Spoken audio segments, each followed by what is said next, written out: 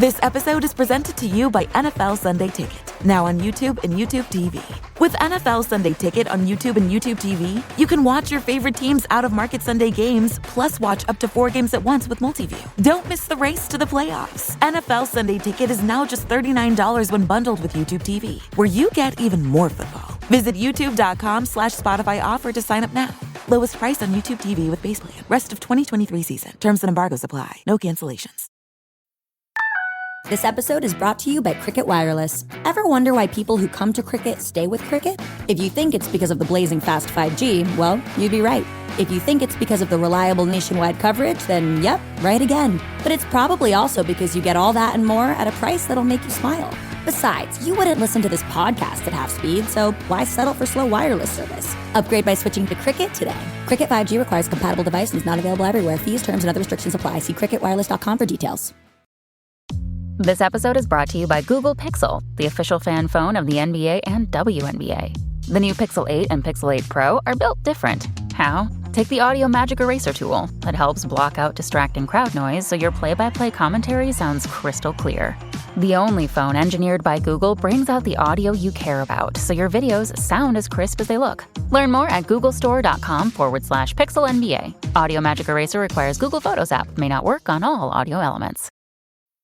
Live Moss at home and have Taco Bell your way. Create and enjoy that craveable Taco Bell experience using the full lineup of Taco Bell sauces, shells, seasonings, queso, and more. Available at the grocery store. Whenever you want to, it's easy to bring those cheesy, saucy, crunchy, spicy Taco Bell flavors to your kitchen. So get creative and customize your tacos any way you want. Find Taco Bell products in the Mexican aisle at your nearest grocery store. Taco Bell is a registered trademark owned and licensed by Taco Bell Corp.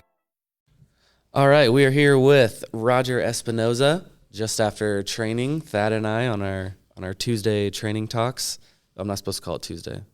Call it whatever you want. Okay, our training talks. Roger, thank you for joining us. Talk Tuesdays. Yes. All right, that's what we're going to use. Tuesday talks. Now you just gave us the sound bite for the whole thing. So thank you. Let's go. So, okay, yeah, we're just fresh after training here. I wanted to ask you about your Red Card Roger, the nickname. You're a feisty guy. Can be some scuffs in training. Who is a young player that you like to get into it with in training? You're a very intense trainer. I see you chirping around. Who do you like to get into it with out there? Did you see me in the fight today? I was 2 miles away from the fight.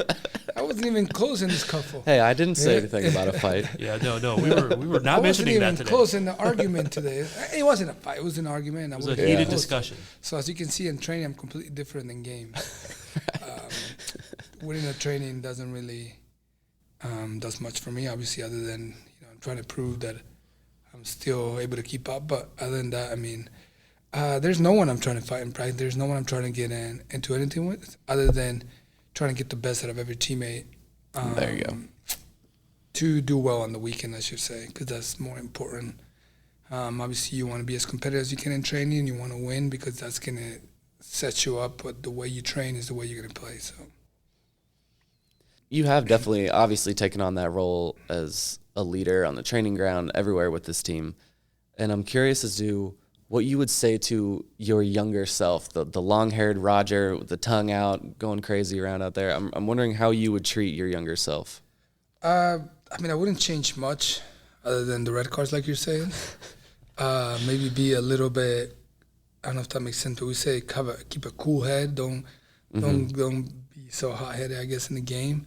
But a lot of times it wasn't that. It was just that I wanted to win the ball, and it got me in situations that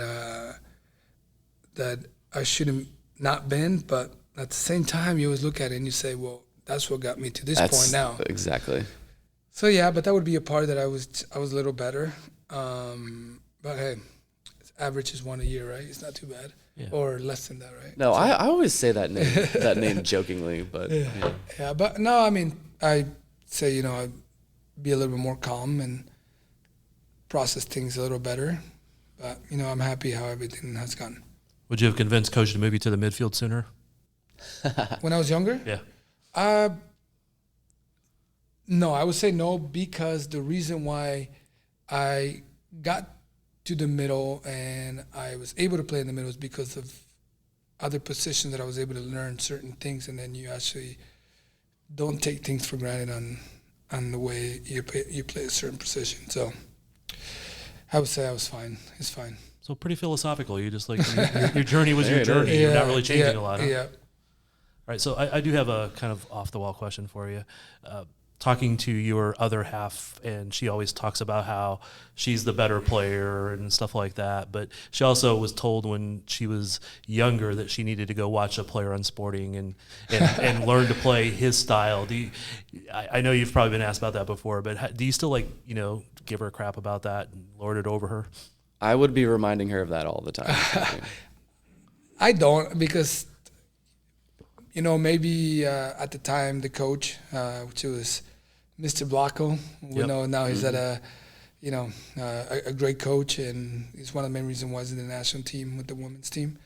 I guess at the time he wanted maybe a little bit of like this side, because she knows she's very good. And then the same thing, if someone was come and tell me, Roger, go watch, for example, Lo'eau, she's very good at this. So she has other stuff in her game that I definitely don't have. That are amazing, and I wish I had, is her technicality, communication, way to see the game, and it's great. I guess if I had that, I would be probably playing for a top team in the world. Who knows? But it is funny. I don't give her crap about it, but later on it'll come, and there'll be a time that I can use that. We mentioned before starting here that you can't talk about soccer all the time. Do you guys get away from soccer while just spending time at home, or are you watching soccer on TV? Oh yeah, all the time. I mean, soccer, yes. We talk at the beginning of the day, we talk about training, but it's over. I mean, on the weekends, after a game, it's over, and then we have a day off, and then maybe go play some pickleball. Never had, and she's better than me, I'm going to say that. But I'm getting there now. She's very good in every sport, pretty much, in every game, but we do a bunch of other stuff that is not related to soccer. When I was younger, believe it or not, I got sick of soccer, and I quit for like a month or two, and I didn't want to be around because it's too much soccer. It's how it is. I know some people would think it's crazy, and that's all they've done, but for me, it's not always about soccer. Speaking of getting away from soccer, there's something I think that I know about you. I was at your house one time for a photo shoot, and I saw that you had a lot of pictures up on the wall from travels and stuff, and there were a lot of good photos there. So as a photographer, asking you, how did you get into it, and what do you love doing about it? As you saw, there was no soccer pictures, and I don't think I was in any of the pictures either. It's weird kind of seeing pictures of me in the house, but I know family have it. My mom has pictures of the family. It is what it is, but for me, I'm on my own in the house, and it's cool. I got a camera and started taking pictures. I guess it's a way to prove that you were there in a way, and it's a way to remember that moment. I guess picture tells you like that certain moment in time, and usually pictures when you're having a good time, and that's why you take the pictures, right? So it brings me back of a gray scenery that you were on. But a lot of them were really good photos. I mean, is this something that you're maybe going to do after your soccer career? I think it has to do a lot with the camera. It's a A7 Sony. That's what I've been telling Thad for years. Sony A7? Yeah.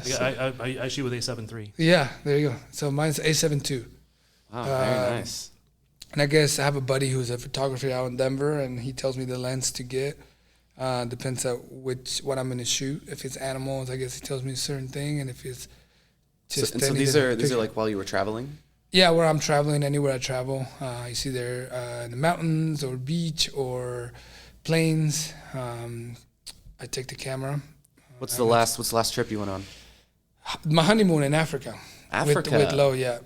And I took a lot of pictures, actually. There's a lot of pictures that don't make it to Lo'eau's social media mostly. There's a lot of pictures that are really, really good pictures. And I'll probably keep those forever. But yeah. So you need an Instagram account just for your photography. I guess, right? Yeah. I just don't think they're as good. I mean, you look at photographers out there, and I'm just... Yeah, but taken by Roger Espinoza. Come on, make that an NFT. You'll sell them as an NFT. It's just worse than amateur. Yeah. I will tell you, I think a lot of your shots were pretty good, the ones that I've seen that you took. So quite take it for what it's worth. Thank you. Quite an endorsement. I wouldn't suck up to you and tell you that. But. Yeah, thank you. All right, so we can actually talk about some soccer, I guess. You have been leaned on quite heavily this year, and I was wondering if you coming into this, there's been a lot of injuries. I was wondering if, you were expecting to be playing this much and starting this much. You always have that mentality, Right. but you always prepare that there's a lot of good players in the team, and there's a lot of opportunity to be given. Due to the circumstances, what's going on right now, I've gotten the opportunity. I try to do the best I can, and I prepare myself physically, mentally. Unfortunately, it hasn't gone well for us, but I'm, try to work as hard as I can to help the team. And yes, I was hoping to be starting, but at the same time, prepare myself. That hey, there's a lot of competition. There's a lot of good players on this team, and to win this type of games. A lot of young guys will be needed. Same thing when I was younger. It was the older guys, and I took that right away, that responsibility that I had. If I want to be starting, if I want to be a part of the team and I want to have a winning team, I have to challenge the older guys, and that's exactly what I did. I know you always want to be ready for anything and play wherever you're needed, but the other day you were slotted into the 6 kind of on short notice, I think, from what I understand. How much of a mentality switch is, that playing those different roles, the 8, the 6, or, sliding back to left back? And did you like it? Yeah, I was right away prepared to be in that role, or in any role it's given to me. It doesn't catch me off guard. And like I said, when I was younger, I came as a left midfielder, ended up as a left back, and play in the middle. Play as a center back won a couple games in my career here. Wow. So, yeah. How old are you? I am 32. Okay, so you I was there in were 96. Yeah. So then, you were young like me at the time. You're old now, and so, but I got to play in those positions, so it doesn't catch me off guard. I'm their national team, and so this game this weekend didn't catch me off guard. I just wish I did better. I wish I helped the team more, and I really took everything from that game, and it gives me the ammunition to try to come to training and try to do well in case I get called in that role and be better prepared. Because in my opinion, I should have done better. Yeah, I think the question is wrong there about if he was going to be ready, because just if you're going to be on Peter Vermes' team, you kind of have to be ready for things like that at all times, and that's why you found yourself on his field for so many years. Yeah, and I would say it's the culture, it's the expectations of the club that would form. Obviously, Peter has a lot to do with it, and also the players, being able to respond well to that and creating that culture in the locker room. Because if you see, the coaches are only there for part of it. The other part is the players forming that part of the game and then going out to perform. Mm-hmm. So you form and then you got to go perform that. So you create that bond, and so pretty much is that you have to be prepared, and we created that culture where in any position or any players out of position,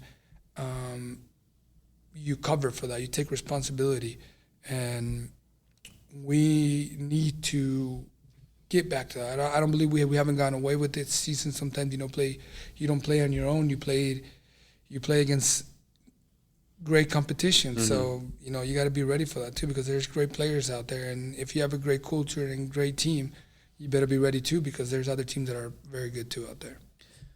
Do you find when the practice is more intense and more tough that the team performs better in that next game?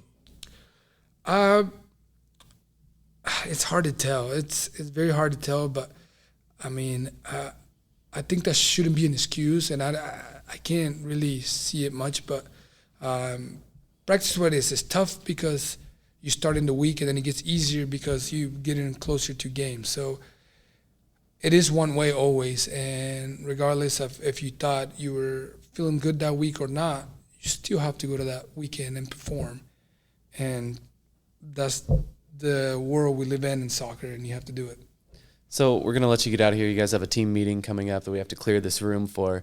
I'm wondering what are you expecting from a Peter Vermes team meeting? Do you guys get yelled at? Did the yelling happen on the training field already? What are you expecting out of this meeting here? This meeting is not a Peter Vermes meeting. Oh, okay. So it's actually a club meeting has to do with security, I think. Oh, okay. Yeah. Wow. You guys have to sit through meetings like that, huh?